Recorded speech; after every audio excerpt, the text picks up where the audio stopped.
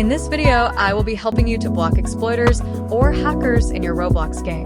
First of all, create a script in Server Script Services. Copy this script.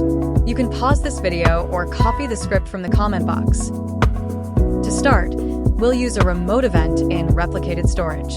This allows players to talk to the server, but we'll make sure they don't lie.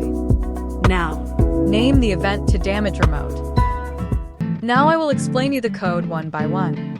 Okay, so this line listens when a player sends damage to the server.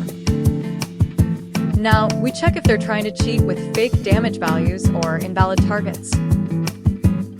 If they break the rules, we instantly kick them. Once the request is safe, we apply damage to the player's humanoid. Here's a bonus script to stop players from running too fast or jumping too high using exploits. Okay, that's it for today's video. Hope you learned to block exploiters. Thanks for watching.